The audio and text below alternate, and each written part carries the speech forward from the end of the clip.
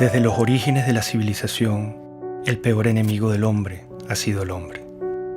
No se ha conocido epidemia o catástrofe natural que haya causado tanta ruina y muerte como la que nos hemos causado los hombres a nosotros mismos.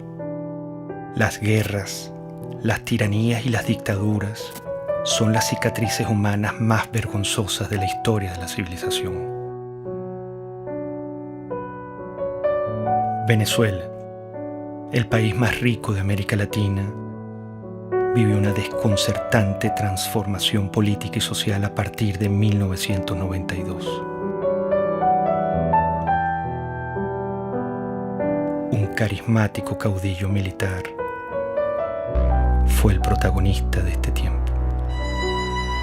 Yo dificulto que hoy en verdad haya en Venezuela una persona que se acueste con hambre. Nos hemos dejado entrampar en caracterizar a los sistemas políticos por lo que dice el caudillo. No debe haber pobreza en Venezuela. Y para ello yo sigo comprometiendo mi vida. Nunca he visto un país que colapse completamente. Colapse desde el punto de vista económico, colapse desde el punto de vista social, colapse desde el punto de vista político, colapse en las instituciones. Tenemos que llegar a cero miseria, a cero pobreza en los próximos años.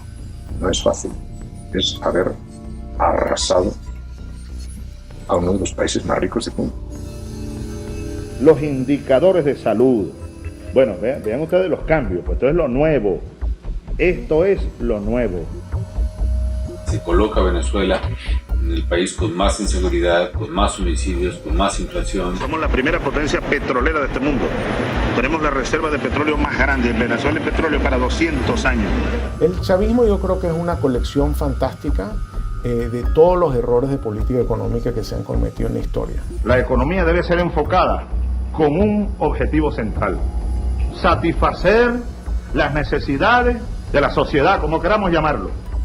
Por una política que ha enconado profundamente al país, dividiéndolo de una manera prácticamente suicida. El socialismo es el único camino a la paz perdurable, a la justicia social. Por eso la revolución nuestra, hay que recordarlo, pacífica, pero armada. No se equivoquen, burgueses. Mire lo que significó el chavismo para Venezuela. Una verdadera tragedia. Un país que ha perdido su democracia. El que quiera ver una democracia pujante, sólida, madura, venga a Venezuela, venga nada más. Yo creo que él nunca ocultó lo que él quería hacer. Yo creo que Chávez llegó con un proyecto de poder, nunca con un proyecto de país. Fuimos las víctimas de una peste ideológica que nos pisoteó, que incendió la piel de nuestro pueblo, que calcinó y enmudeció a nuestra Venezuela.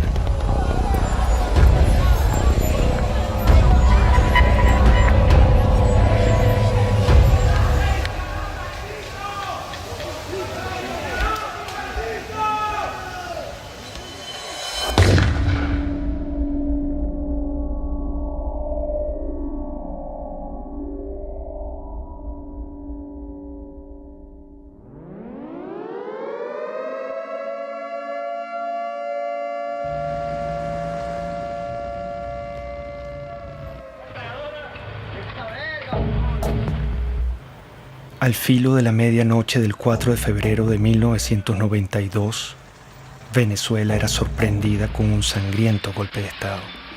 Un grupo de militares intentó asesinar al presidente Carlos Andrés Pérez para hacerse del poder. La ira militar latinoamericana se volvía a pronunciar. Compañeros, lamentablemente, por ahora, los objetivos que nos planteamos no fueron logrados en la ciudad capital. Es decir, nosotros acá en Caracas no logramos controlar el poder. Ese no fue su primer discurso. Su verdadero discurso lo había pronunciado horas antes con una refriega de balas y de tanques. Aquel militar había disparado su delirio de poder sobre la cabeza de Venezuela. Había herido de muerte a la democracia. Bueno, Chávez representó un retroceso para Venezuela. Seguramente la democracia venezolana era imperfecta y necesitaba muchas reformas. Creo que cuando termine esta pesadilla que vive Venezuela, habrá una comprensión cabal del desastre que significó el golpe de Estado. El golpe irrumpe por las ansias personales. Ellos argumentaron que había un problema social, que ellos venían a hacer justicia. Chávez, desde que entró a la Academia Militar, prácticamente planeó la insurgencia, desde que era teniente. Y siendo teniente coronel, que había planificado eso durante por lo menos 15 años, usó su cátedra en la escuela militar para preparar e infiltrar. Eso fue un plan armado durante muchísimos años. Yo lo conocí a las 5 de la mañana del 4 de febrero del 92, que ingresé al Palacio de Miraflores con el presidente Carlos Andrés Pérez y vi que todavía estaban limpiando la sangre en el piso de la entrada de la oficina del oficial que Chávez mandó a matar a Carlos Andrés Pérez. Atacaron con bazucas para tratar de matar a la esposa del presidente de Venezuela, a sus hijas y a sus nietos. Si él hubiera triunfado en el golpe, hubiera fusilado a Carlos Andrés Pérez y hubiera fusilado a su familia. Para él, la muerte ajena es un instrumento de lucha política.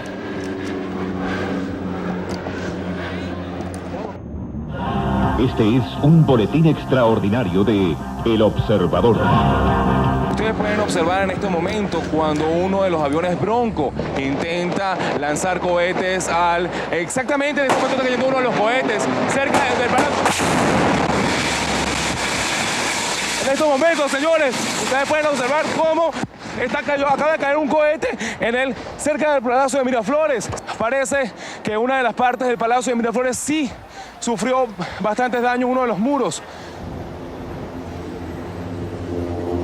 Yo fui días después del 4 de febrero a Miraflores, vi todas las balas en todos lados. Después me tocó ser ministro durante el 27 de noviembre, donde vi los asesinatos en el Canal 8, el set de crímenes que cometieron también ahí. Era el regreso del golpismo a Venezuela, era el regreso del militarismo, que tanto daño nos han hecho, tanto el golpismo como el militarismo. Hugo Chávez, como tantos otros tiranos, asaltaba la historia dando 2 golpes de Estado. Centenares de venezolanos asesinados, la mayoría de ellos con disparos en la cabeza, marcaban el principio de una era. Lo volaron. Rafael Caldera fue uno de los fundadores de la democracia en Venezuela. Fue presidente y senador vitalicio. Al día siguiente del golpe de Estado, su enemistad con Carlos Andrés Pérez y su propia soberbia lo hacían justificar la matanza.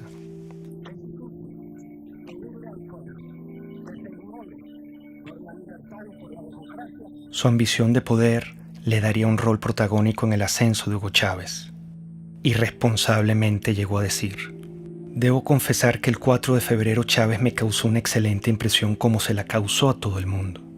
Aquellos segundos que usó Chávez en la televisión presentaron un hombre equilibrado, sensato. Lo cierto es que Hugo Chávez acababa de asesinar a centenares de venezolanos.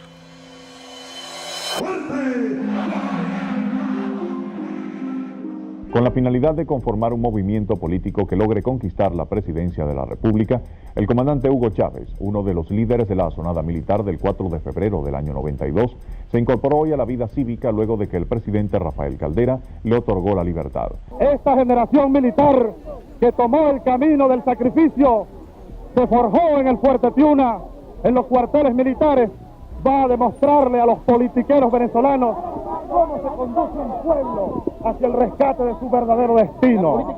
Le dieron un sobreseguimiento a los golpistas y ni un solo venezolano le levantó su voz. Eso es un indicador de que no sabíamos lo que era la democracia. Las democracias se defienden con uñas y dientes. El movimiento bolivariano revolucionario 200 va a la calle, a la carga, a tomar el poder político en Venezuela.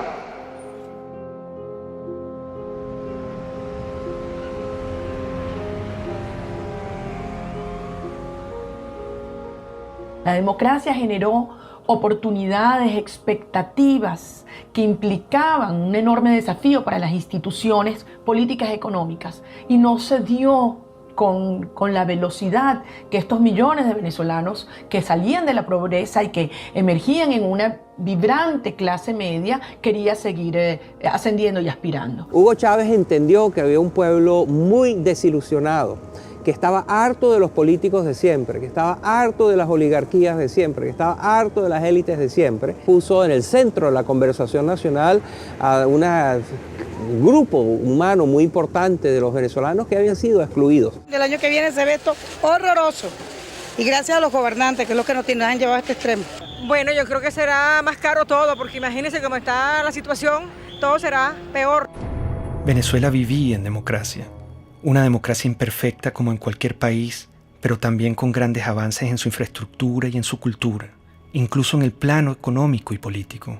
El problema que sacudía a Venezuela era de otra índole. El problema era moral. Empieza la declinación de la corrupción, el centralismo, la incompetencia, las élites que miraban desde atrás y querían obviamente servirse del gobierno, pero no querían servir en el gobierno. En mi opinión, fueron los empresarios venezolanos, fueron los medios de comunicación venezolanos y fue la cúpula política venezolana la que trajo a Chávez. Había un hartazgo con la clase política, había un hartazgo con los partidos principales, había un hartazgo con la dirigencia. Bueno, yo creo que el año próximo va a ser un poco difícil, puesto que la perspectiva que nos está dando el gobierno es porque vamos a tener que apretarnos más el cinturón de lo que tenemos. Venezuela padeció momentos críticos de corrupción en el pasado. Quedó una tierra fértil para que llegara un Mesías. Chávez logró comunicarse directamente con el pueblo venezolano. Chávez es el hombre que realmente nos va a ayudar a llevar la democracia como tiene que ser. Que es el hombre que estamos esperando para que transforme nuestra patria. Las grandes causas que traen a Chávez son las mismas que en todos estos regímenes, y es que la democracia, que siempre, en casi todos los casos, tiene una presencia previa. La República del Weimar precede a Hitler, el presidencialismo italiano precede a Mussolini. Sí, hay una presencia, una democracia previa. Esa democracia previa no lleva el liberalismo, el individualismo a todos los rincones del país. La clase política no había entendido que la democracia hay que alimentarla, hay que cultivarla, hay que cuidarla permanentemente. Comenzó a decaer. Esos 40 años de democracia fueron los primeros y los únicos 40 años en los que Venezuela estuvo gobernada por civiles. Un sistema democrático que logró una serie de avances de éxito para la población venezolana, pero en sus últimos años, yo diría en sus últimos 10, 15 años, empezó un debilitamiento. Y un debilitamiento que yo lo puedo identificar cuando empiezan los procesos de reelección presidencial. Eso castró el futuro y la modernización de la democracia al truncar las nuevas generaciones que pudieran ascender a dirigir las distintas organizaciones políticas. La gente se cansó. El chavismo llega, creo que por un desgaste de la clase política, sabiendo que en muchos de nuestros países lo que tuvimos durante muchos años fue el bipartidismo. Lo cual ha llevado a la gente en muchos países a buscar una solución distinta, un outsider, como decimos esto.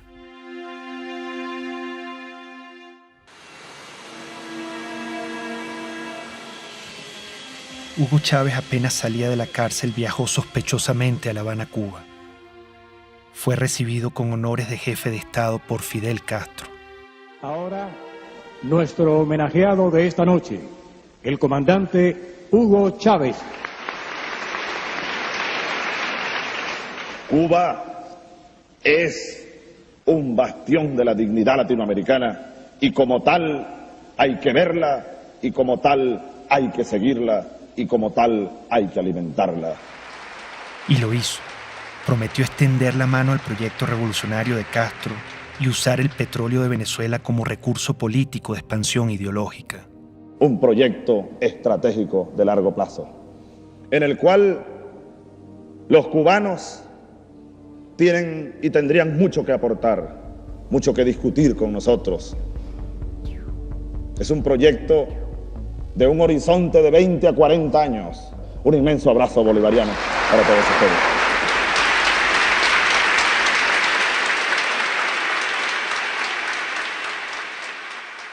20 años más tarde, todo estaba claro. Ese era el Chávez que no quisimos ver ni escuchar. Hugo Chávez es una creación de Castro en un país que tiene el momento adecuado. Ya lo había intentado antes con la guerrilla, penetrar con la guerrilla, y va fracasando en muchos modelos.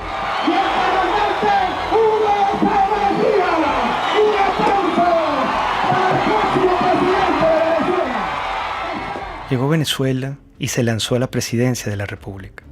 Recorría el país en su Volkswagen rojo para mostrar que venía del pueblo. Los venezolanos pronto olvidaron al militar asesino. Con su magnetismo y carisma, engañó intencionalmente al país. ¡Qué grande es el pueblo de Venezuela! Nos hemos dejado entrampar en caracterizar a los sistemas políticos por lo que dice el caudillo y no por los resultados reales. Para defender un pueblo masacrado, expropiado, mancillado y humillado por esas cúpulas políticas que le expropiaron el derecho a la vida. Lo que hubo es una retórica que ilusionó a mucha gente en favor de los pobres, en favor de la igualdad. El populismo de Chávez es embelezador, sabe enamorar a la ciudadanía. Cuando Chávez se vuelve candidato presidencial, bueno, entonces él dice que él es un tipo muy moderado, que él no es socialista, que él no es comunista, que él no va a cerrar ningún medio de comunicación. Yo no soy socialista, no, yo creo que ya el mundo de hoy, la América Latina que viene, requiere un salto adelante. ¿Para usted Cuba es una dictadura o no es una dictadura? Sí, es una dictadura. Lo que Chávez proponía no era una cosa militar, él proponía una cosa democrática, un modelo basado en la tercera vía de Blair. Aquí hay un modelo de transición de 5 líneas. Yo te la dejo y espero pues las críticas y los aportes. Pero esa no es la tercera vía, esa es la vía venezolana. Pero la referencia de tercera vía es porque estamos buscando una economía humanista y un sistema político que sea democrático verdaderamente, que atienda al ser humano, Granier, que sea humanista, decimos. El presidente Carlos Andrés Pérez, a quien Chávez paradójicamente intentó asesinar en su golpe de Estado, advirtió la calamidad que se avecinaba. ¿Cuál es la tragedia que usted avisora si gana Chávez? Bueno, una dictadura. Y nosotros sabemos lo que es una dictadura. Aquí no hay ley, aquí no habrá derecho de expresión, aquí las cárceles se abrirán para quienes no estén de acuerdo con ese gobierno, no se le permitirá a nadie disentir, y todos los problemas que hoy vemos y que queremos acabar, los problemas de corrupción, los problemas del poder judicial, todos se harán más graves aún. Hugo Chávez Frías, 2.794.062 votos, 56.23%. Excelente, excelente, porque es la recuperación de los valores, es la recuperación de la dignidad también de la patria. Bueno, feliz, contento por el triunfo de nuestro comandante para que mejore nuestro país. Todo se ha consumado. Chávez. El militar traidor y asesino llegó al poder. ¿Cómo lo permitimos? ¿Estábamos tan mal como sociedad? ¿Qué nos pasó?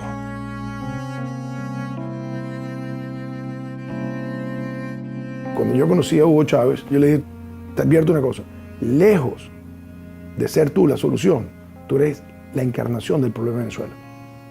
El hecho de que tú seas presidente es la demostración más clara de que este país fracasó. Yo no creía que pudiera tener éxito.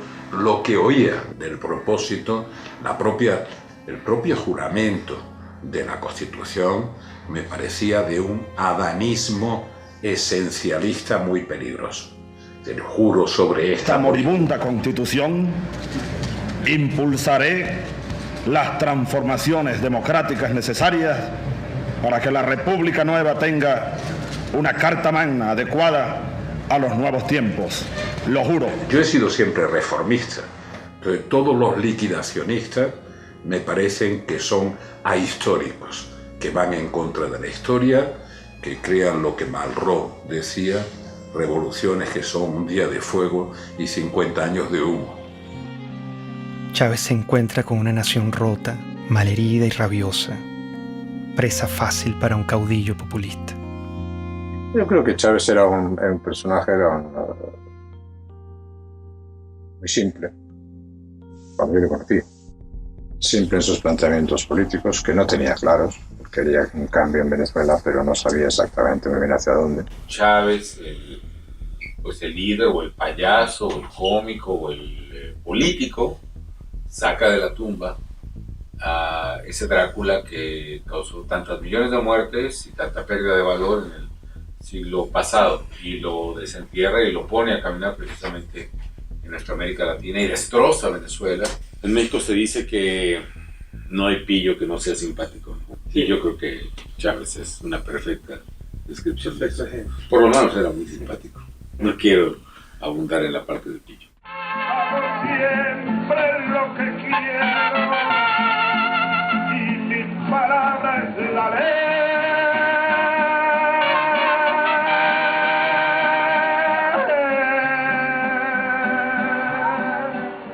Sin duda, carismático. Muy venezolano, muy simpático. Un hombre carismático. Líder carismático. Pero sigo siendo Chávez. Es que los hombres carismáticos son muy peligrosos. Los hombres carismáticos han sido los grandes dictadores del mundo. La gente se conecta emocionalmente, no racionalmente, con ese personaje.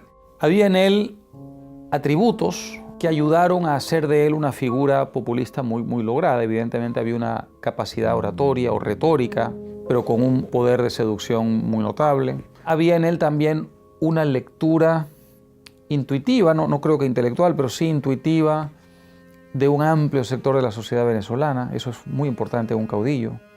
El idiota. Nosotros fuimos tan ingenuos, casi podría decir entre paréntesis tan idiotas, que pensamos que ya se había desaparecido ese personaje en los años 90.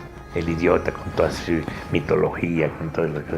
Resulta que el idiota reapareció enterito, exactamente con todos los dogmas. Somos pobres porque los países ricos nos explotan, porque nos pagan mal nuestras materias primas y se enriquecen. Somos pobres por la oligarquía, toda esa tontería. El capitalismo siembra odio. En el capitalismo impera el odio.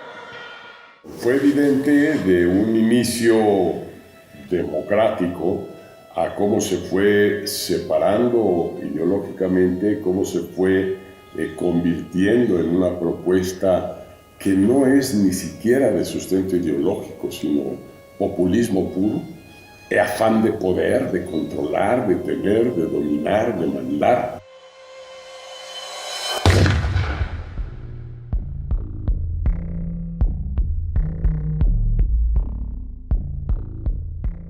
Menos mal que surgió en su momento y a tiempo la Revolución China.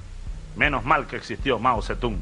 Al chavismo lo define muy bien la necrofilia ideológica, que es una manera que yo estoy utilizando para describir este amor apasionado por ideas muertas, por ideas que han sido probadas en un país una y otra vez y han fracasado, ideas que han sido probadas en otros países y también fracasan, y sin embargo las abrazan y las adoran y las tratan de seguir impulsando a pesar de que tenemos toda la información de que no funciona. El chavismo es el rescate de unas ideas mezcladas en una ensalada anacrónica que pasan por el marxismo, por las teorías de Engels, por el libro rojo de Mao, el verde de Gaddafi, Simón Bolívar, todo mezclado. Esta revolución, así lo digo como cristiano, es profundamente cristiana. ¡Viva Cristo el Redentor! De izquierda, derecha, centro, maoísta, centroísta, no sabemos qué es lo que es. Por algunos dicen que yo soy pastor evangélico. Palero, santero, católico, cristiano. Marxista no soy porque no me formé en el marxismo. Es una nueva forma de caudillismo militar. Y también soy marxista. Es muy confuso en su formulación porque es capaz de mezclar una figura como la de Bolívar con un pensamiento de fondo aparentemente marxista. Es tremendamente confuso, es una nueva forma de populismo. El hombre desde siempre había sido un comunista. Entendía qué es lo que tenía que decir o no decir en cada momento para que, digamos, su mensaje calara en una mayoría de turno. Venezuela tiene un gran potencial siderúrgico y debe ocupar cada día más mejores puestos a nivel mundial, a nivel americano. Cuando ya empezó a tener, digamos, la sartén agarrada por el mango, entonces se quitó todas las caretas y mostró su verdadera faz. Y si insisten, le quitamos los camiones y los convertimos en transporte de alimentos, chicos. Se lo damos a los consejos comunales. Y Mendoza que vaya a hacer no sé qué, lo que le dé la gana, a denunciarme en la OEA, en la Corte Celestial, donde le dé la gana. Se fue apartando claramente de los principios más elementales de lo que es un gobierno democrático.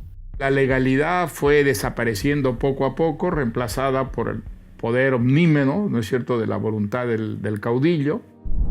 Sin una visión clara o conocida, Chávez estaba decidido a transformar a Venezuela a su imagen y semejanza. Comenzaría por la Constitución. El Estado está caotizado. Esa es una realidad. Para transformar el Estado necesitamos urgentemente una Asamblea Nacional Constituyente. No hay otra alternativa.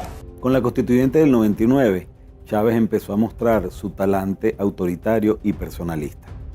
El mismo militar que había dado 2 golpes asesinando a centenares de venezolanos, se empeñó ahora en aniquilar la única república civil y democrática que habíamos tenido los venezolanos. No vayan, compatriotas, ustedes a cometer el error que cometieron los que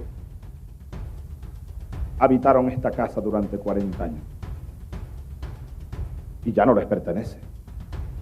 Eso hay que recordarlo. Esta casa, desde hoy, es la sede de la Asamblea Nacional Constituyente. Como un pésimo augurio de lo que iba a venir, el mismo día de la votación ocurrió la catástrofe natural que hoy recordamos como la tragedia de Vargas. Si la naturaleza se opone, lucharemos contra ella y la haremos que nos obedezca.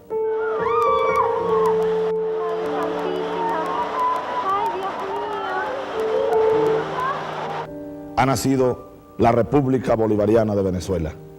Quiso Dios hoy que una tragedia enlutara a la nación venezolana precisamente en el día de su renacimiento. Qué cosas, ¿no?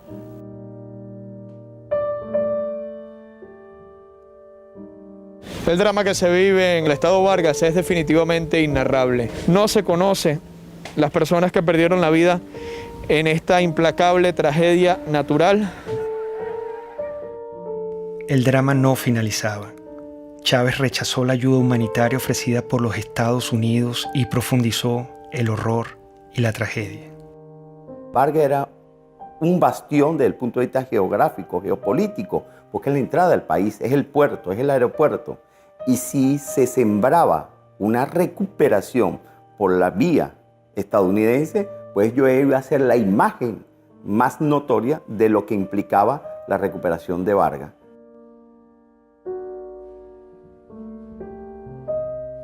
Realmente Fidel Castro influyó totalmente en las decisiones que tomó Chávez con respecto al deslave. Chávez no podía concebir en ningún caso nada que contradijera lo que ya se encaminaba del proyecto con Fidel. Con la tragedia de Vargas, Chávez mostró su desprecio por el venezolano y su único interés, el poder. Renombraría a Venezuela, reescribiría la historia, cambiaría la hora y la forma del escudo nacional y le impondría una nueva estrella a la bandera. Todo era una nube ideológica. Su mentor lo guiaba. Castro es la persona determinante en la revolución de Chávez. Castro vio que Chávez le daba al castrismo y a Cuba la gran oportunidad soñada. Es decir, lo que no logró el castrismo mandando a Che Guevara a invadir y a conquistar militarmente Venezuela, la idea histórica que siempre ha tenido el castrismo de que Venezuela debía ser un territorio dominado por el castrismo, en todo caso como fuente de suministro de petróleo, fundamentalmente y como punto de expansión para sus políticas en América, Sergio Chávez. Un líder joven lleno de vida, al quien le quedan por delante grandes tareas que realizar, hasta la victoria siempre. Y ahí Fidel lo agarra, lo seduce y le vende la idea del socialismo y de lo que él había aprendido de los soviéticos, que era la construcción de un Estado autoritario, totalitario, basado en las premisas de la Unión Soviética. ¡Viva el comunismo! ¡Здравствует коммунизм! ¡Patria o muerte! ¡Родина или смерть! ¡Мы победим!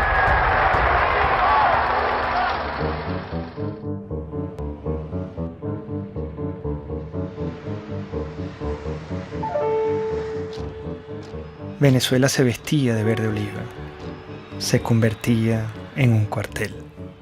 Revolución socialista, vaya General Canelones, patria socialista o muerte. ¡Venceremos! La figura de teniente coronel es, digamos, la primera vez que tiene autonomía para comandar tropa. Por eso se le dice el comandante. Es netamente de una misión de tropa, de dirigir tropa, de ordenar a la tropa y de llevar a la batalla militar a la tropa. Los movimientos totalitarios de izquierda se meten en tu cuarto. No puedes ir a comprar lo que te da la gana, no puedes educar a tu hijo como tú quieras, no puedes viajar, no puedes tener tus documentos, no te permite tomar ninguna decisión libremente. Él dijo, la revolución es pacífica pero no pendeja, porque los tanques, los aviones, los fusiles y los cañones de las Fuerzas Armadas están al servicio de la revolución. Porque de ahora en adelante tendremos generales, almirantes, oficiales y tropas revolucionarios, antiimperialistas, socialistas y chavistas, para que les duela más. Yo era presidente de PDVSA, hablé con él sobre el tema y le dije, caramba, presidente, mire, me preocupa mucho lo que usted dijo, porque las Fuerzas Armadas no están al servicio de ninguna parcialidad política. Las Fuerzas Armadas están al servicio de la República y la revolución es una parcialidad política. Ellos no entienden que al definir la Fuerza Armada como chavista le están atribuyendo una parcialidad política a un grupo que es armado de toda la sociedad venezolana. O sea, nosotros tenemos partidos políticos en Venezuela y un partido político que está armado con el ejército. Chávez gastaría miles de millones de dólares en armamento militar. Si tomamos en cuenta que desde 1830 las armas venezolanas solo han sido usadas contra venezolanos, el peligro era inminente.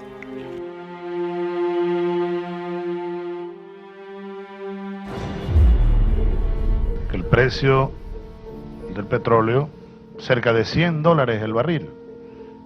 Desde nuestro punto de vista es un precio justo. Ya a los 7 meses, 8 meses de Chávez, el petróleo sube y ese es el gran factor que utiliza él para poder irradiar su revolución. Un barril de petróleo que pasa de $8 a $150 y que permitió entonces comprar todas las complicidades dentro y fuera del país. Estos irresponsables, porque fueron unas personas sin ningún control, empezaron a utilizar ese dinero para adquirir poder político internacional y poder político nacional, lograron una combinación en la cual de una u otra manera tenían al pueblo contento. Con la subida de los precios del petróleo, la primera institución comprada o más bien secuestrada sería el sistema electoral, acción encubierta y determinante para consolidar su poder. Nosotros, todos los rectores del Consejo Nacional Electoral, estamos constitucionalmente en la obligación de defender a la institución. La primera jugada maestra fue en el sistema electoral. Pusieron al frente del Consejo Electoral a Jorge Rodríguez, un psiquiatra experto en manipulación de masas y en manipulación de la verdad. A partir de entonces, nunca más en Venezuela hubo una elección libre y transparente como se conoce en las democracias del mundo entero.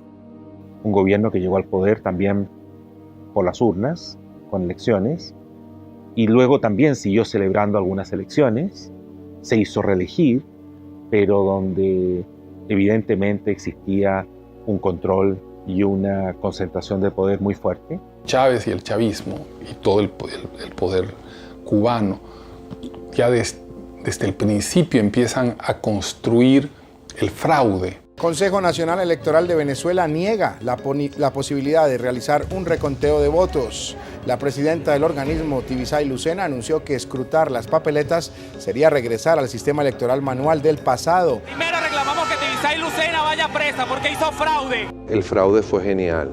La forma como lo armaron fue genial. Y la razón por la que era imposible detectar era porque el fraude no fue hecho generalizado, sino puntual. Cada mesa tenía una forma de hacer el fraude en esa mesa. Uno no puede esperar nada de un régimen que lo controla todo y poner tus esperanzas en lo electoral.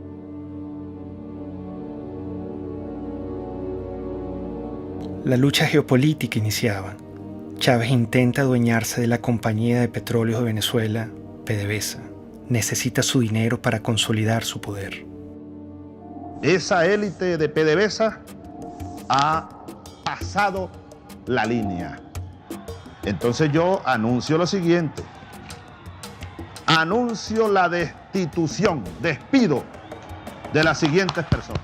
El 11 y 12 de abril del año 2002 fue consecuencia de su intento de radicalización al mandar 50 leyes que nadie había discutido, al confrontar la autonomía de Petróleos de Venezuela, al radicalizar su posición con respecto a lo que era un equilibrio político en el cual, digamos, la gente pensaba que habían ciertas normas de convivencia. Yo no tengo problema de rasparlos a toditos si a toditos hubiera que rasparlo. Ante el autoritarismo chavista, la gente no se quedó tranquila. El 11 de abril, Chávez había pretendido tomar control arbitrariamente de PDVSA para concretar su proyecto hegemónico latinoamericano. Frente a esto, millones de venezolanos salieron a las calles a protestar como nunca antes se había visto en la historia de Venezuela. Que prosigamos pacíficamente nuestra marcha a solicitar la renuncia del presidente de la República. Canal 2 se llama, como todos sabemos, Radio Caracas Televisión. El canal 4 se llama Venevisión. Y el canal 10 se llama Televen. Esos tres canales están en este momento fuera del aire. ¿Hasta cuándo? No sé.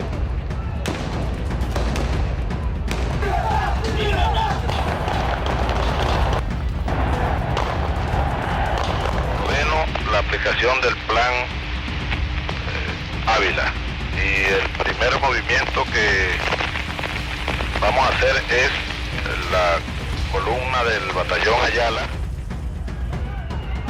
Muchos manifestantes fueron asesinados.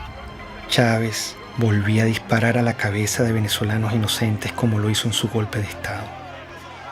Hay que responsabilizar como ejecutor a Rodríguez Chacín. Hay que, como autor intelectual y jefe de esa banda de delincuentes, al propio Chávez, al propio presidente de la República. Esto es una acción contra el sentimiento más noble del venezolano. ¿Usted pudiera decir que la acción de los francotiradores estaba bajo conocimiento del presidente? Absolutamente seguro que estaba bajo conocimiento, que fue ordenada. Estamos frente a un asesino, con toda la extensión de la palabra. Una persona enferma, un paranoico, enfermo de poder, que cree estar poseído de una tarea histórica, destruyendo y matando venezolanos.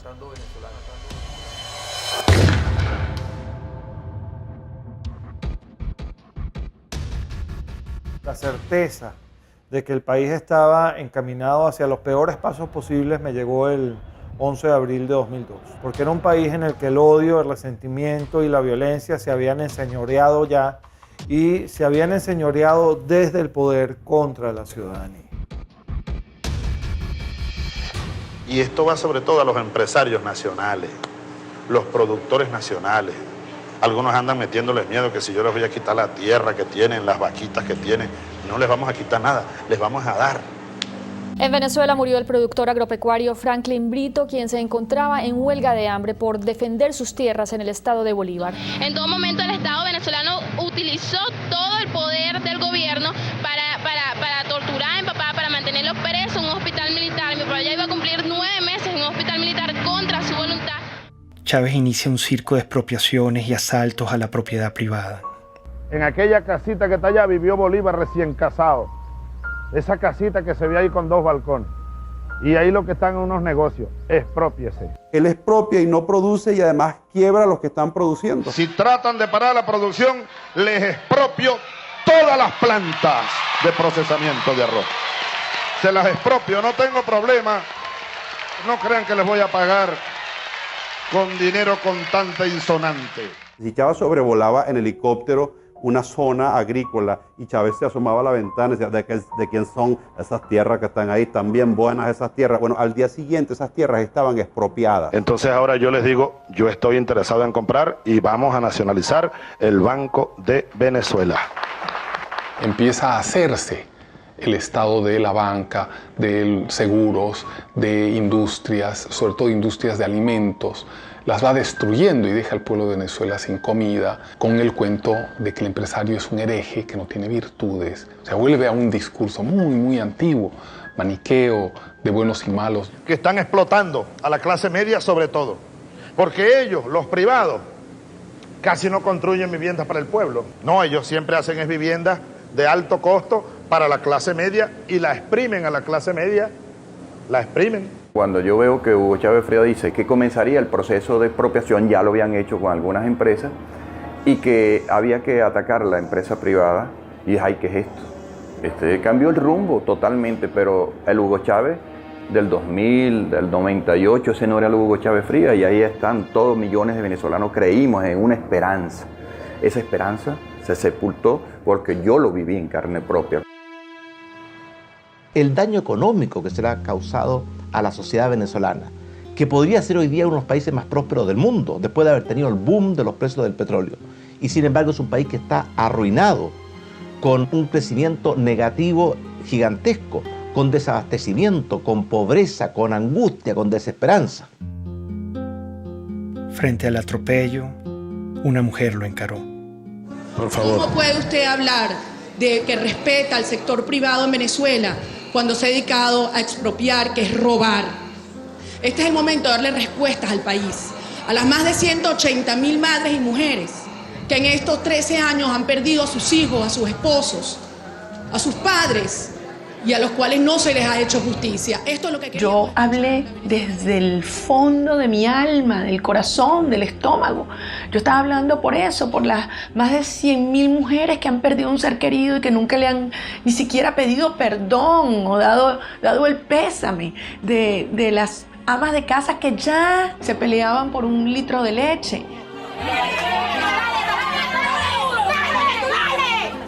Es lo peor que ha pasado porque antes uno no estaba así. Uno tiene que hacer cola para comprar pañales, para comprar leche, para comprar comida. Uno aguanta hambre, pero como uno le dice a un bebé que no puede comer, todo se va en comida.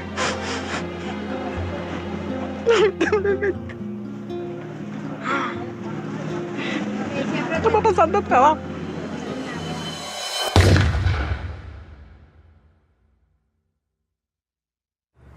Esta gente todo lo que ha hecho es irracional. Si hubieran tenido algún economista sensato que les hubiera dicho, esto no se puede hacer. El trueque. Y al final todos salimos ganando. ¿Saben cómo se llama eso? Socialismo. No, aquí no estamos produciendo para ganar dinero.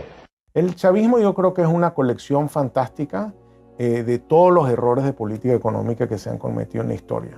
En los libros de texto están llenos de cosas que el mundo ya ha aprendido a no hacer. Pues el chavismo las ha hecho todas. Venezuela tiene el peor desempeño económico del mundo. En este momento no hay país que tenga una caída del producto más grande que la de Venezuela, no hay un país que tenga la inflación más grande que la de Venezuela, no hay un país que tenga la escasez más grande que la de Venezuela. Bueno, la situación económica no está bien. Nosotros vendíamos pollo, pernil, hervido, todo eso. Esto funcionaba bien. De repente, todo se fue para abajo. La situación del país está terrible, lo que provoca es llorar. Todos roban, todos. Todo es una corrupción total. El chavismo es un fenómeno político difícil de explicar a quien no ha estado en Venezuela y a quien no lo ha vivido. Y exacerbó al límite nunca imaginable uno de los grandes males de nuestra historia, que es la corrupción administrativa. Y entonces los que uno vio que llegaron aquí, como decía Chávez, con las patas en el suelo, hoy son grandes potentados, grandes millonarios. El único camino a la justicia es el socialismo, no es el capitalismo, no es ese canibalismo que se quiere implementar en el Estado. Ministro, ¿no es contradictorio hablar de capitalismo cuando usted tiene una corbata de Louis Vuitton, unos zapatos Gucci? Yo no sé qué, claro que no es contradictorio, porque yo quisiera que Venezuela produjera todo eso y entonces yo comprar todo lo que se produzca aquí y no tener que importar el 95% de los rubros que consumimos. Hicieron un negocio como jamás se ha visto. Pues. Nosotros hemos presenciado el gran saqueo que se le ha hecho a Venezuela, que probablemente en ningún país del mundo haya habido un saqueo tan a fondo y tan organizado como este que hubo en nuestro país. Es mentira que hubo una lucha contra la corrupción, todo lo contrario, este ha sido el gobierno más corrupto que existió en la historia de Venezuela, aprovechándose del histórico barril del petróleo que llegó a superar los $100 varios años. Tanto gasto desproporcionado y lujo se apoyaría con el crimen organizado. En entrevista exclusiva con NTN 24, Emily Blasco, corresponsal del diario ABC en Washington, aseguró que el hijo del fallecido presidente Hugo Chávez utilizó aviones de la petrolera estatal PDVSA para transportar droga hacia el extranjero. En el libro Ilícito lo que yo simplemente documento es que no hay nada nuevo con respecto al crimen, excepto que llegó el siglo XXI y le añadió la posibilidad de tener grandes carteles criminales que operan internacionalmente y que trafican con todo tipo de ilícitos, de gente, de drogas, de armas, de dinero y de política. El chavismo es un proceso por el cual el lumpen, los sectores delincuenciales de una sociedad, se apoderan del poder. No son los intelectuales que uno soñaba en el marxismo-leninismo que se apoderaban del poder. Son los sectores más delincuenciales de la sociedad. Y por eso son tan audaces, por eso pueden ser tan crueles. Y por eso tienen un hambre de poder que no respetan amigos, que no respetan a quienes los han apoyado. Que yo voy a gobernar con los mejores, con los más capacitados. No tengo compromisos partidistas, ni personales, ni particulares con nadie. Chávez lo que hizo fue, para preservar el poder, crear varias bandas de pandillas. Y estas pandillas tienen distintos jefes. Y eso explica la estratificación, eso explica por qué Venezuela se convirtió en un narcoestado, cómo Venezuela se convirtió en un sistema cleptocrático. Cuando la gente me dice este es un estado fallido, yo digo es un narcoestado criminal fallido. El ministro de Interior, Justicia y Paz, Miguel Rodríguez Torres, indicó que las maletas contenían 1,3 toneladas de droga, una de las incautaciones más grandes que se han hecho en Francia. De acuerdo con Rodríguez, un total de 22 venezolanos han sido detenidos, de ellos 8 son militares. Este régimen que con las dos manos, la izquierda y la derecha, robaba, destruía, también tenía geopolíticamente dos manos. La mano petrolera, la mano negra, la mano fuerte, y la mano blanca de la cocaína que venía de Colombia y se redistribuía de Venezuela. Conforme va debilitándose la mano negra, la mano petrolera, pues hay más necesidad de la mano blanca. En México se discute y se debate si al Chapo Guzmán lo extraditan a Estados Unidos. En Venezuela el Chapo Guzmán sería ministro.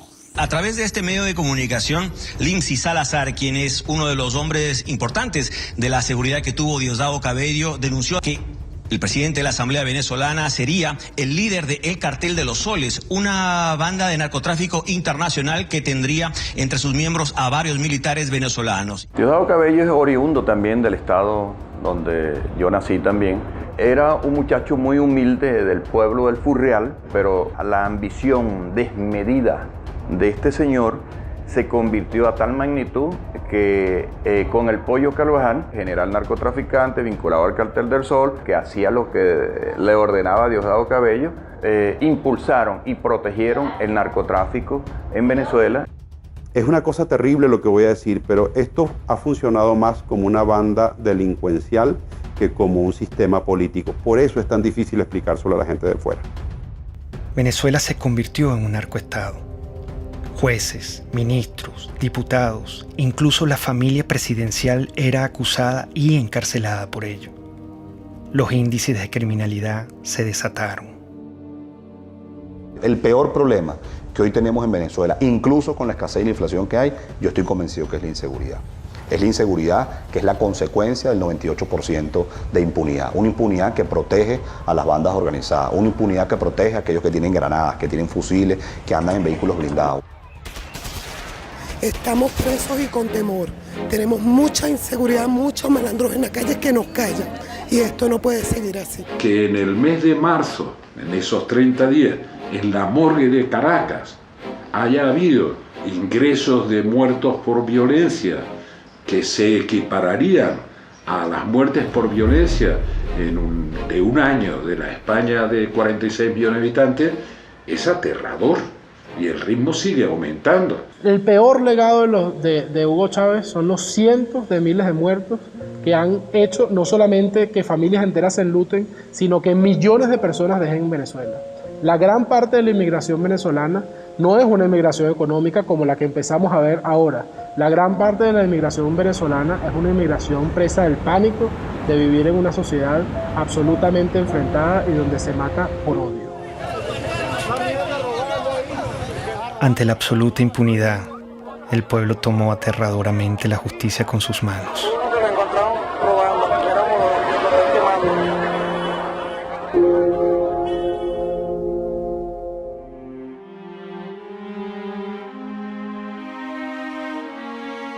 En la lógica totalitaria no existen argumentos, existen posiciones e intereses. Y está la revolución y lo que le conviene a la revolución, y están los enemigos de la revolución y lo que le conviene a los enemigos de la revolución. Y si tú dices algo, nunca te contestan una idea. Porque hay informes de que estuvo en la Orchila. Claro, de la Orchila. tú estás repitiendo basura. Por eso, tú lo que estás aquí es repitiendo basura. Eso no es cierto. Tú por tu boca estás repitiendo basura. No, yo le estoy preguntando. Pero está bien. Mi labor es preguntar. Está bien, pero estás recogiendo la basura. Estás recogiendo el basurero, el estiercolero. Siempre te hablan de ti, de tu posición, de tus intereses, pero no de la idea. Yo creo que sin lugar a dudas la violencia que se vive en Venezuela, de todo tipo, es también producto del discurso. Para que no sean ridículos, ¿vale? Es un tarado, es un imbécil, no sabe ni hablar. Es un fascista. Y este bandido lo tiene con su plata. Se concentró en una forma de hacer política abiertamente polarizante, generando la división entre los buenos y los malos. ¡Y jalabola de los yanquis! ¡El candidato jalabola! Métodos horripilantes, degradación verbal, violencia. ¡Yanquis de mierda! ¡Váyanse al carajo 100 veces! Cuando tú ves que te nombran escuálido en televisión nacional, te insultan, le insultan a las personas que piensan diferente, indudablemente está coaccionando a las Fuerzas Armadas a sentirlo como enemigo. Y el enemigo, dentro de la mentalidad militar, hay que destruirlo, hay que aniquilarlo. Chávez empezó a ser amigo o a presentarse como amigo de aquellos violadores a los derechos humanos como eran Gaddafi, que inclusive fue invitado a Venezuela y le dieron honores. El caso de Omar al-Bashir, quien por cierto al día de hoy todavía tiene una orden de captura por crímenes de lesa humanidad. Incluso Mugabe también fue, digámoslo así por lo menos lo presentó como amigo de Chávez. Entonces de alguna manera Chávez trató de incorporarse y crear su grupo, digamos, de socios violadores de los derechos humanos para hacerse ver como víctimas de lo que son los gobiernos tradicionales. En América Latina también tenía sus aliados. Las fuerzas del comunismo, del terrorismo y del narcotráfico lo postularon como su líder continental. Poco después de su charla privada con los directores de varios medios de comunicación, el ministro de Defensa hizo una corta intervención en la que dio por cierta las pruebas sobre la presencia de guerrilleros en Venezuela. Lo que dice Manuel Marulanda a Chávez en uno de los párrafos que reza así es lo siguiente: nosotros, es decir las FARC, siempre estaremos atentos en caso de agresión gringa a aportar con nuestros modestos conocimientos en defensa de la revolución bolivariana de Venezuela. La FARC y el ELN no son ningunos cuerpos terroristas, son ejércitos que ocupan un espacio. Hay que darle reconocimiento a las Fuerzas Armadas Revolucionarias de Colombia y al Ejército de Liberación Nacional. La primera declaración me llamó la atención porque hablaba de la imparcialidad frente a la guerrilla colombiana. Y yo le llamé la atención, le dije, presidente Chávez, usted está llegando a un país en que hay democracia, hay instituciones, por lo tanto usted como presidente de una hermana república como de Venezuela no puede hablar de imparcialidad. Pero él mantenía ese discurso. A veces cuando yo hablaba con mi canciller y hablábamos con otros presidentes, creíamos que era un poco, esa es la inexperiencia de Chávez, y yo creo que todo estaba absolutamente calculado. La milicia popular va a tener su vehículo, su armamento, sus cuarteles de milicia y su organización. Ustedes son una fuerza guerrillera, pues, para decirlo más claro. La milicia, yo podría decir que es un partido armado, que es un cuerpo que crece y se desarrolla casi al mismo volumen de las Fuerzas Armadas orgánicas. Y hay otra cosa muy delicada, que son los colectivos, organizaciones armadas. Todo es el poder, para mantenerse en el poder. Vemos entonces milicias o colectivos armados disparando contra personas. Vemos agresiones ya no solo de disparando civiles contra personas, sino de cuerpos o agentes del Estado que trabajan y han sido estructurados para trabajar en favor de la revolución.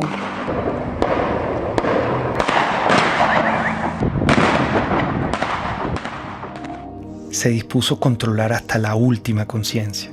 No quería críticas. La libertad de expresión también debía ser pisoteada. Hay un señor por ahí, de esos representantes de la oligarquía, que quería ser presidente de la oligarquía.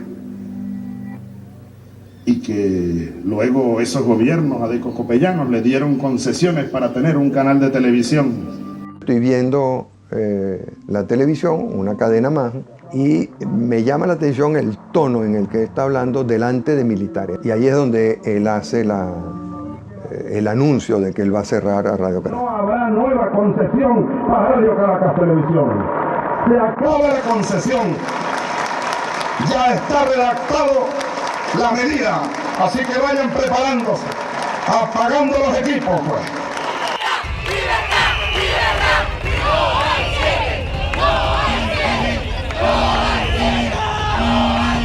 La idea no es el cierre de los canales de comunicación, es más apertura, la fuerza de las ideas y el apoyo a la democracia del pluralismo. Pero no nos van a cerrar la conciencia y nos van a cerrar el corazón. El presidente Hugo Chávez ratificó que este domingo a medianoche sacará del aire a la cadena Radio Caracas Televisión, una medida criticada internacionalmente como un acto de censura. La única forma en que la concesión no termine es que el domingo 27 a medianoche Hugo Chávez no sea presidente de Venezuela. En el fondo era querer controlar los medios de comunicación, que eso fue lo que lo llevó a diseñar esta cosa de la hegemonía comunicacional y ir cerrando la libertad de expresión hasta que queda un pequeño espacio. Yo una vez leí que los jóvenes hacen política desde la indignación, ¿no? Yo creo que lo que nos motivó en el 2007 fue la indignación. Es como que vimos que se metieron en nuestra casa, te apagaron la televisión, ese momento fue muy dramático cuando se acabó la señal, fue algo que se metió en la vida de uno, no era tanto si Chávez era popular o no, sino que era ilegal y era inmoral y estaba malo y era inaceptable que decidieran por ti. No podemos ser ajenos a lo que pasa en el país, no podemos vivir en un cuadrito, libertad de expresión y estamos en la calle. Me motivó a mí en 2007, o lo que me llevó a dar un paso al frente para colocarme en la vanguardia, fue especialmente la libertad de expresión y muy específicamente el cierre de RCTV.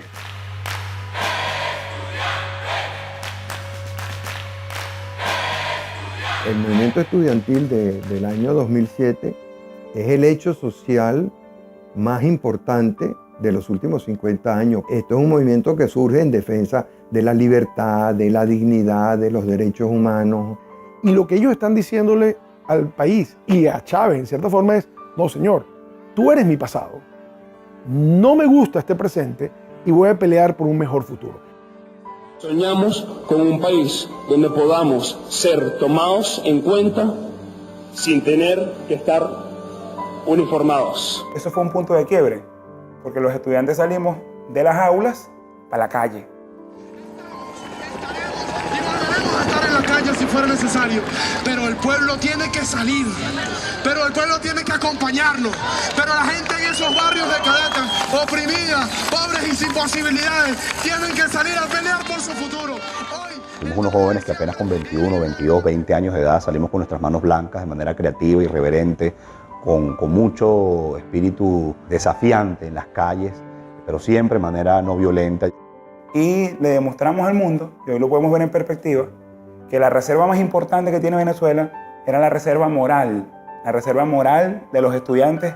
Ese movimiento estudiantil logró generar pasión, esperanza, energía, fe en la gente que sí se podía.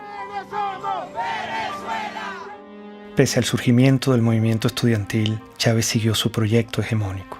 Decidió transformar la Constitución para poder eternizarse en el poder y convertir a Venezuela en un comunismo a la cubana.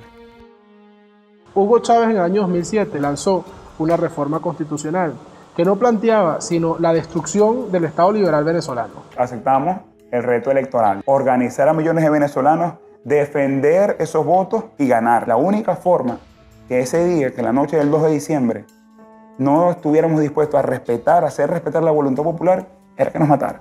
Por eso el gobierno se echó para atrás y no se robó la elección del 2007. La opción del no, 4.504.354 con un 50.70%.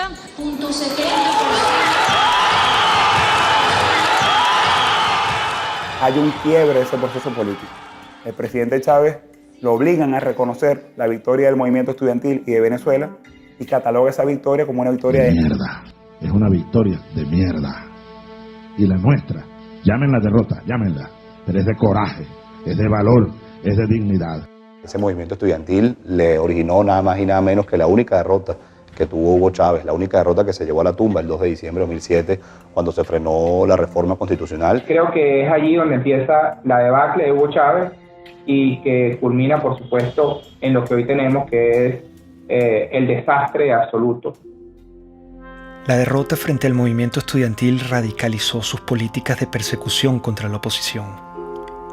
Convirtió en enemigo a todo aquel que no se le doblegaba.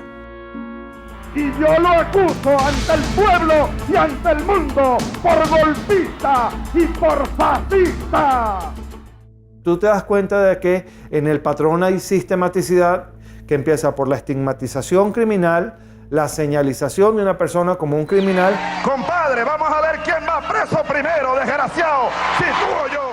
Hasta su eventual encarcelación, su persecución y su neutralización a través del uso del sistema judicial. Tenemos el caso emblemático de María Lourdes Afiuni, una persona que por ser juez y por cumplir con sus funciones fue individualizada como enemigo expresamente por el presidente Hugo Chávez Frías. Entonces habrá que meterle pena máxima a esta jueza y a los que hagan eso, 30 años de prisión. Eso crea un efecto intimidatorio de escalada, un efecto dominó ante todos los jueces, porque ningún juez pues hoy día en Venezuela va a tomar una decisión contraria al gobierno porque sabe que va a ir preso y además en el caso de la jueza Afiuni hasta abusada sexualmente. El poder se estaba empezando a servir, estaba empezando a utilizar a las autoridades del sistema judicial, a las autoridades del sistema penal, a las policías, a la fiscalía, como armas de persecución por motivos políticos. Fechas en las que se han producido cerca de 4.000 detenciones, arrestos o privaciones arbitrarias de la libertad de fundamentalmente jóvenes por protestar contra el poder. Ese pobre muchacho no estaba haciendo nada. Ha pasado con los médicos, los farmacéutas, la religión judía, los hebreos también han sido perseguidos. Aprovecho para condenar de nuevo, desde el fondo de mi alma y de mis vísceras, al Estado de Israel. Maldito seas, Estado de Israel. La Iglesia Católica. Si quiere, hágalo, señor cardenal, para que usted termine. Se siguen reuniendo. Preso. Preso con sotana y todo. No hay nadie en Venezuela en este momento, al día de hoy, que no pueda decir que de una u otra manera no ha sido víctima de alguna forma o alguna modalidad de persecución por parte del gobierno.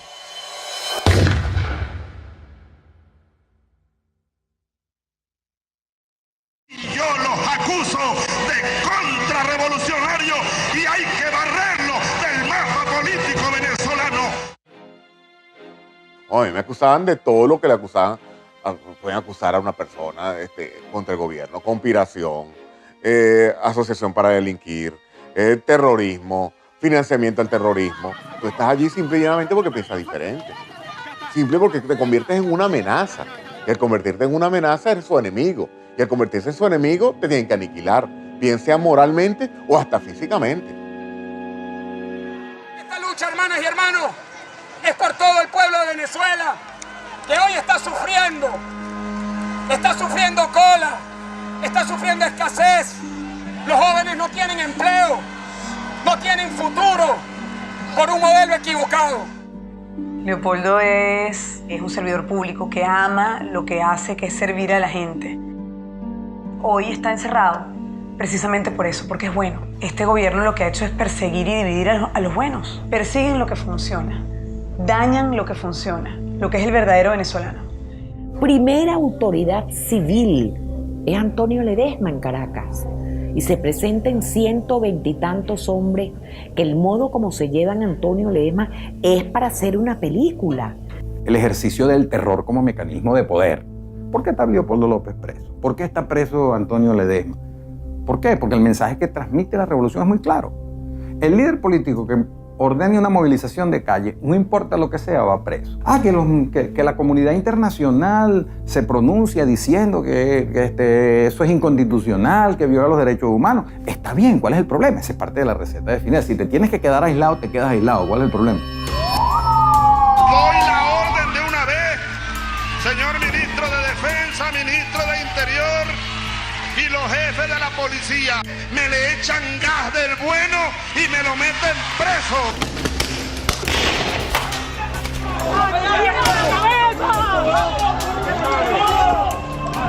Chavo, están matando a gente, loco. ¡Lo mataron, lo mataron! Los francotiradores apuntan a cabezas. El sonido que producen una cabeza escuálida es mucho menor, es como un chasquido, porque la bóveda craneana es hueca. Vacío de contenido. Exacto, entonces pasa rápido. Nosotros vimos organismos de seguridad del Estado dispuestos a matar a nuestros hijos con balas en la cabeza, dispuestos a dispararle en las piernas para que no huyeran. David Vallenilla tenía 22 años y un efectivo militar lo vio solo y desarmado. Le disparó a quemarropa.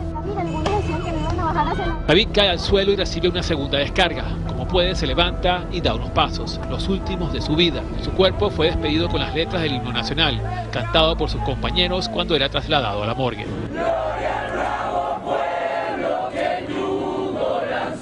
Es la segunda muerte de un manifestante que es asesinado por militares delante de cámaras de televisión en menos de una semana.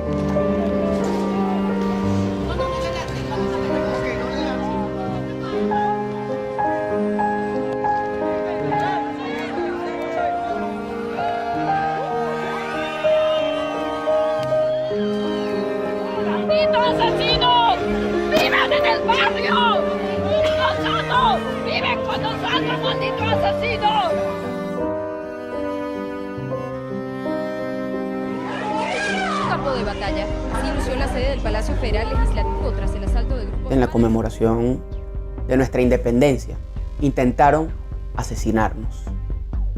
Intentaron acabar con la vida de parlamentarios electos por el voto popular. Unos golpes no son nada en comparación a los casi 100 jóvenes que han asesinado esta dictadura en Venezuela. Nosotros los diputados, si exigimos sacrificio, debemos estar dispuestos al sacrificio. Sí, los golpes nos duelen, pero no es más allá del dolor que sentimos cada vez que vemos que se nos deshace el país. La tortura ha sido en Venezuela sistemática porque Hugo Chávez hizo un guión con sus organismos de seguridad del Estado que todos siguieron los mismos funcionarios, los mismos métodos para lograr lo mismo, que es el control social, para castigar al disidente, para causarle más daño. No solamente estás preso, sino que además te torturo. Y bueno, los nuevos métodos de tortura, que son las torturas blancas, ¿no? Que se implementan en la llamada tumba.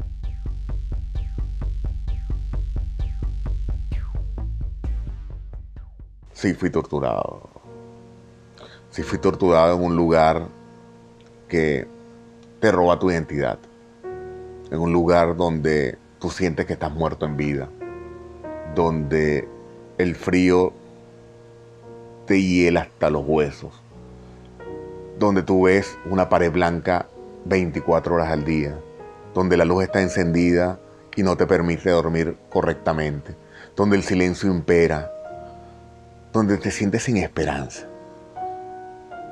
Donde la comida te llega fría, que tienes que comer con las manos.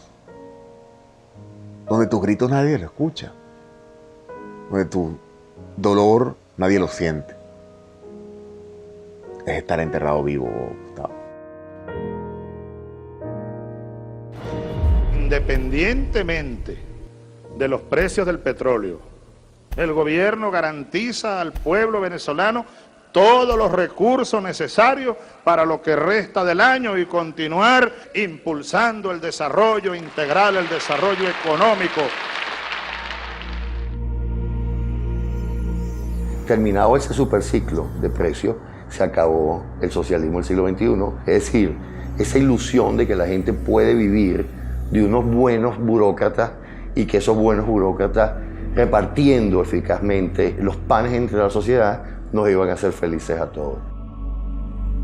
Pónganme el precio del petróleo, pónganmelo a cero y Venezuela no entra en crisis.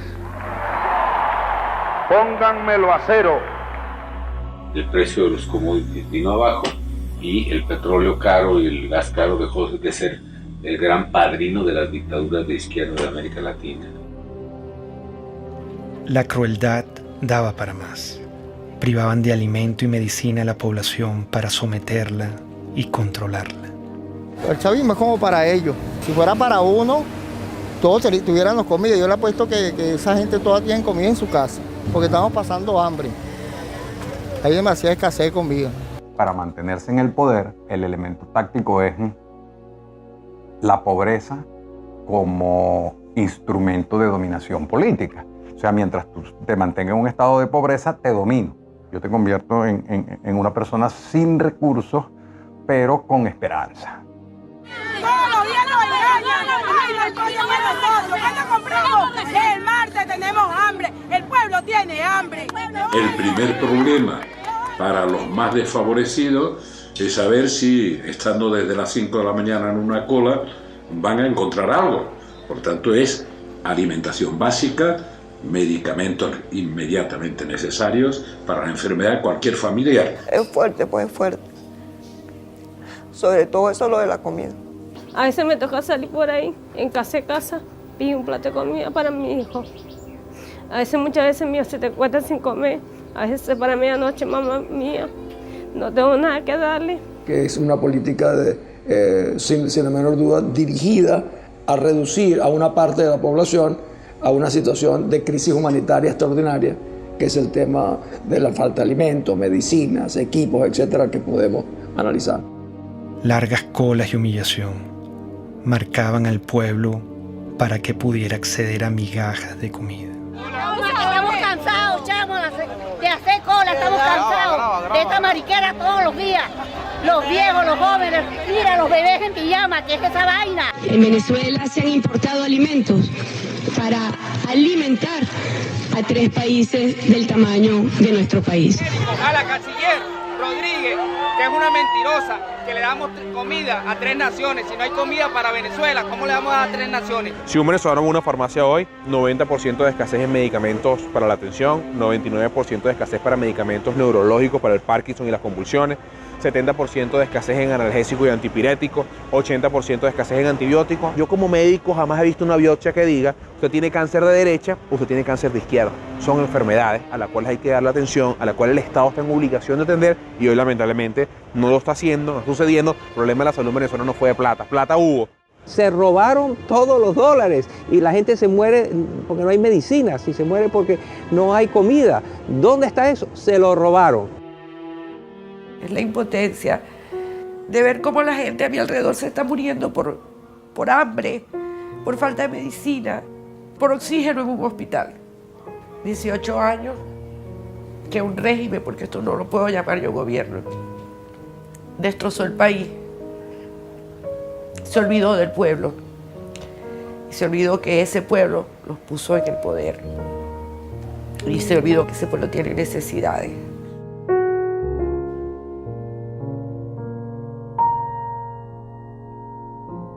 Cínicamente culparon a los colombianos de la escasez que ellos mismos habían causado. No cesa el número de colombianos deportados por parte de las autoridades venezolanas. Ya son 283 que han llegado aquí a la frontera, a Colombo, venezolana, en la Guajira colombiana.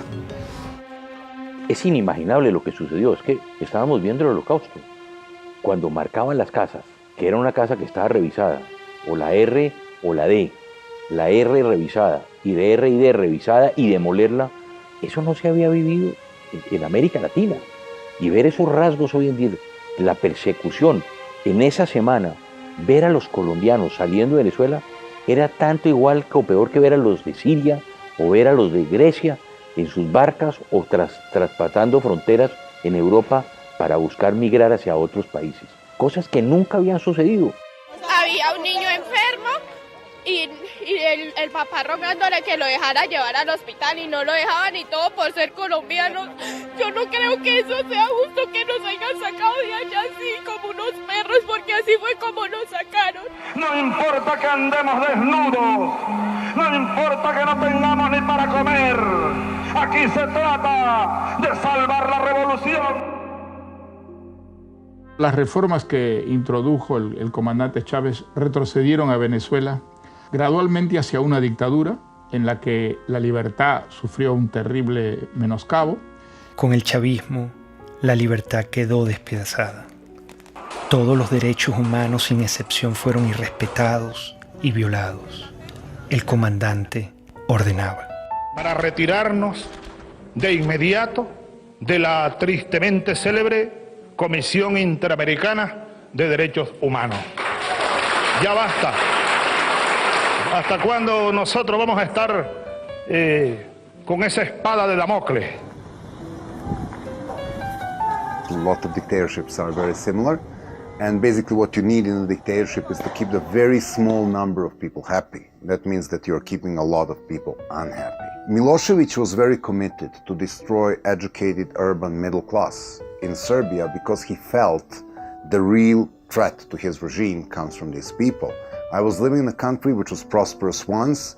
I ended up seeing people standing in the lines for bread, seeing parents desperate but because they can't keep the medicine or, the food for their own kids. You see the stores in Venezuela now, they remind me painfully of my childhood. I have an impression of the government that doesn't really care about the people.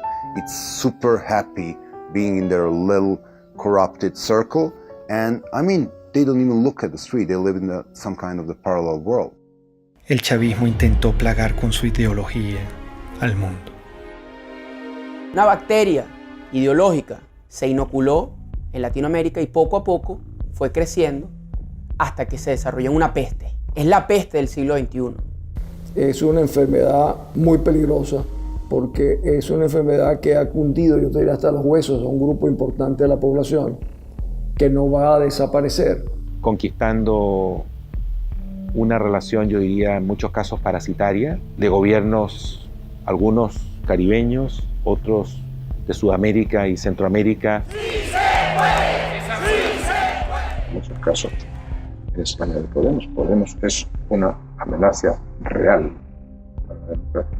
Estamos hablando de personas chavistas comunistas que quieren acabar con el sistema democrático. Ser demócrata es expropiar, aunque os duela. ¿Qué es lo que haría un gobernante decente? Expropiar. A los bancos que están acaparando viviendas les expropiaría y las pondría en alquiler social. Recordemos que la influencia económica de Venezuela, por ejemplo, cómo logró comprar conciencias, comprar voluntades, comprar adhesiones usando los petrodólares. Algo de eso hubo en Chile, pero afortunadamente no logró penetrar a la sociedad chilena. La sociedad chilena tiene muy claro que Venezuela es una tragedia. El que es chavista, no es que es like, o la mitad sí, la mitad no. Si eres chavista, chico, eres chavista, ¿vale? Si estás con Chávez, estás con Chávez. Si no estás contra Chávez. El chavismo se ve a sí mismo como la consagración de la salvación de Venezuela, como la segunda independencia. El chavismo se percibe así. El chavismo llegó y es para siempre. Chávez ya no soy yo. Chávez es un pueblo. Chávez somos millones. Tú también eres Chávez, mujer venezolana. Tú también eres Chávez, joven venezolano. Tú también eres Chávez, niño venezolano. Tú también eres Chávez, soldado venezolano. El caudillo es igual al partido, es igual al país, es igual a la historia, es igual al futuro. Entonces, él constituye las instituciones, la historia, la moral. Y en ese proceso de concentrar todo, es un tipo que no da ningún beneficio al país. La pregunta es cómo es posible que un país tan rico como Venezuela haya caído en la situación que ha caído como consecuencia del chavismo. Pero también la pregunta podría ser muchas otras. ¿Cómo es posible que la Alemania, que era la gran nación avanzada en la literatura, en las ciencias, en la cultura, en la música, cayera en manos de una banda criminal que llevó al mundo a una guerra terrible y fue autora de un genocidio, los nazis, espantoso? Chávez empezó a convertirse en un traidor a la identidad venezolana. Empezó a cubanizar a Venezuela y empezó a introducir conceptos políticos que no forman parte de nuestra cultura. Yo creo que ese fue el gran error de Hugo Chávez. Creo que en la cima del poder se perdió y en la cima del poder adquirió unas ideas completamente desvinculadas con la sociedad. Comenzó, por tanto, y de inmediato, otra serie de estudios especiales que confirmaron la existencia de un tumor abscesado con presencia de células cancerígenas. Hugo Chávez pidió al pueblo venezolano respaldar al actual vicepresidente Nicolás Maduro en caso de una ausencia total que lleve a la nación a convocar unas nuevas elecciones presidenciales. El mandatario aseguró que Maduro es el hombre que puede continuar con el llamado socialismo del siglo XXI. Si algo ocurriera, repito, que me inhabilitara de alguna manera, mi opinión firme, plena como la luna llena, irrevocable, absoluta, total, ustedes elijan a Nicolás Maduro como presidente de la República Bolivariana de Venezuela. Yo se los pido desde mi corazón. Nicolás Maduro. Su único atributo conocido fue que era su guardaespaldas, su chofer, su compañero más cercano e íntimo. Maduro, ¿quién es? Es un don nadie, no hay la pasión por Venezuela, solo tiene una encomienda del moribundo que le dijo: no me le aflojes a la revolución bolivariana. Me visitan las mariposas. Debe ser que me reconocen como un mariposón. Multiplicarnos, así como Cristo multiplicó los peces. Portugal y Venezuela, estamos en el mismo continente. Se ve que la influencia de los cubanos fue determinante. Maduro es el hombre formado por los cubanos, Maduro es el hombre cercano a los cubanos, y convencieron a Chávez, o Chávez se convenció de que ese era el sucesor y por eso lo nombraron. No pudieron nombrar a otro más competente, nombraron a alguien no tan competente por su cercanía con los cubanos. Recibimos la información más dura y trágica que podamos transmitir a nuestro pueblo. A las 4:25 de la tarde de hoy, 5 de marzo, ha fallecido el comandante presidente Hugo Chávez Frías.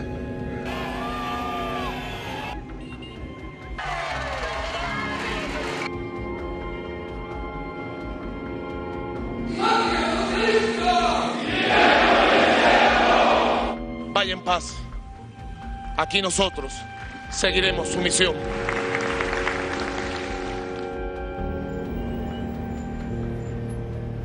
¿Qué legado dejó? Lo que dejó fue el país destrozado. Eso fue lo único que dejó él. Corrupción, hambre, violencia, división entre familias. Ese es el legado de ese señor.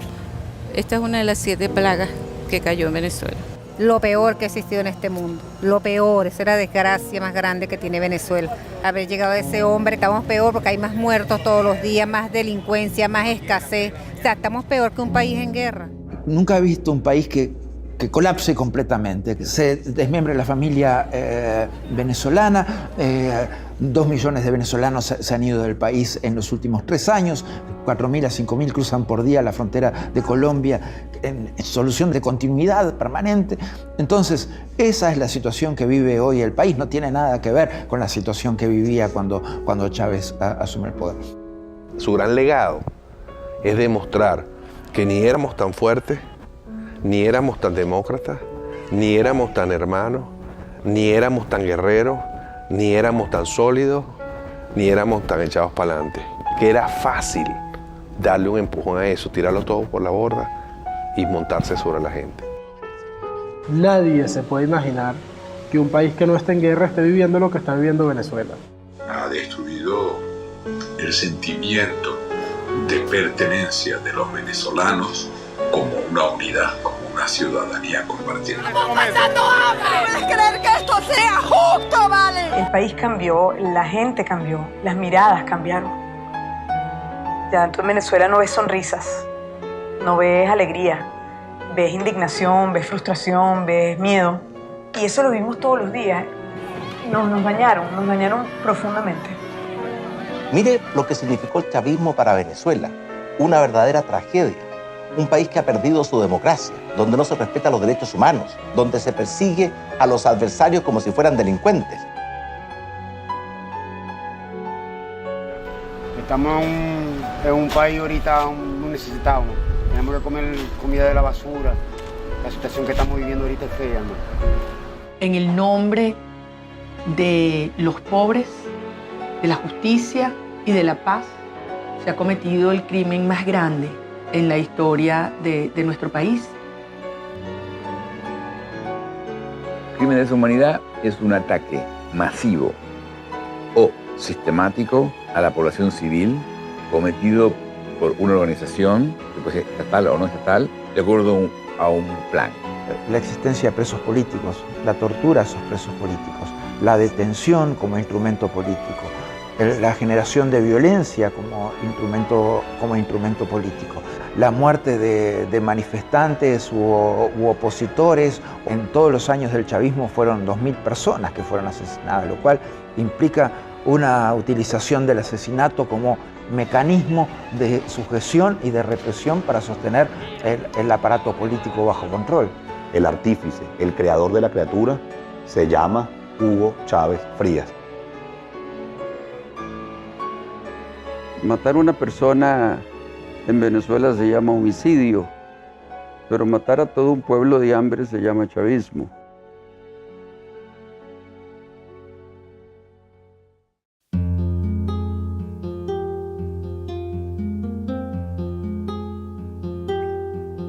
La única forma de inmunidad que existe contra la peste chavista es la conciencia.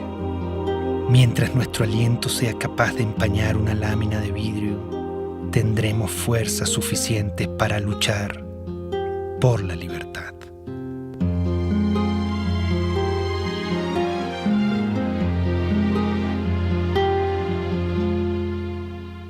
El pensamiento de un hombre de bien no podrá nunca encarcelar. Es luz, es luz, es luz en la oscuridad.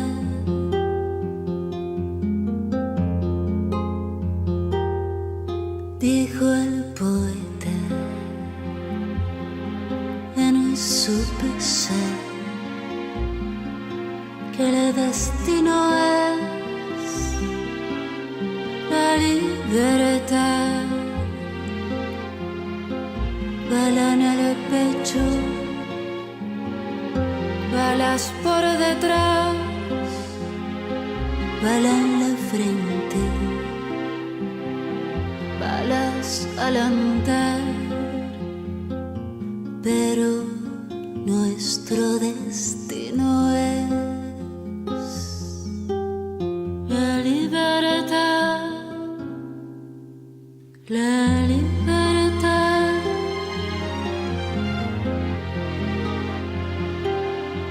Todos los sueños de un hombre de bien no podrán nunca encarcelar.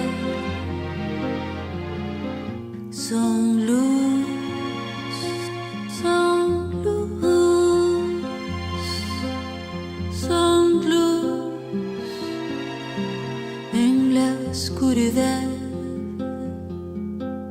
El poder tiene miedo de caer,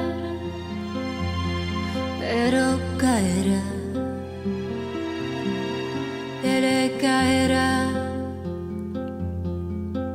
El poder tiene miedo de caer, pero caerá. Ahí caerá. Nuestro destino es la libertad, la libertad.